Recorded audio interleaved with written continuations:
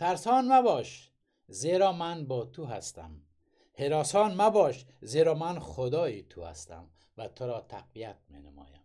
سلام و درود احترام در اولین روز سال پربرکت 2026.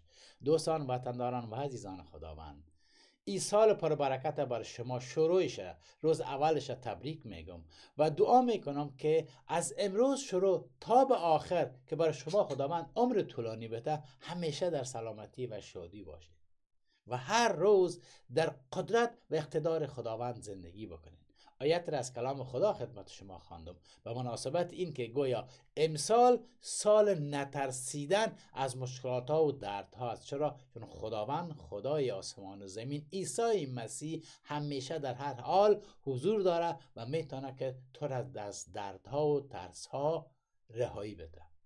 دوستان و عزیزان، با این که امروز اولین روز سال است، من خواستم که از این فرصت استفاده بکنم و خبر خوش برای شما داشته باشم. خبر خوش ای است هموطنان عزیز که از پنجشنبه پیش روی با امید خداوند هر پنجشنبه ساعت 17 به وقت اروپا از طریق کانال تاک و شاخه ها دوباره برنامه های لایو در خدمت شما خواهد باشیم.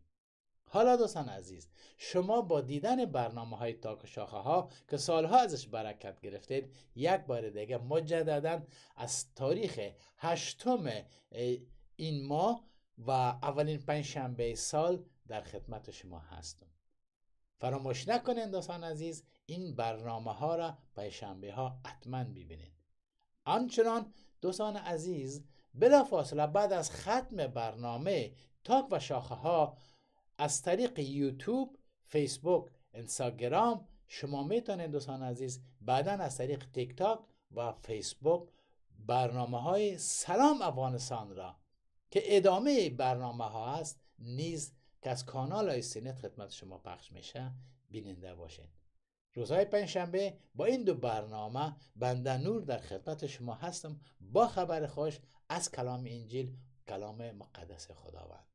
بقیه روز و ساعتهای شما در شادی، سلامتی، آرامش، فیض و محبت خداوند باشه و هر روز زندگی شما مانند روزهای کریسمس، مانند روزهای اول سال پر جمع جوش، پر از آرامش، پر از محبت، پر از قدرت و قوت باشد. به نام عیسی مسیح تا روز پنجشنبه شما را به خداوند میسپارم. شب روز شما در سلامتی.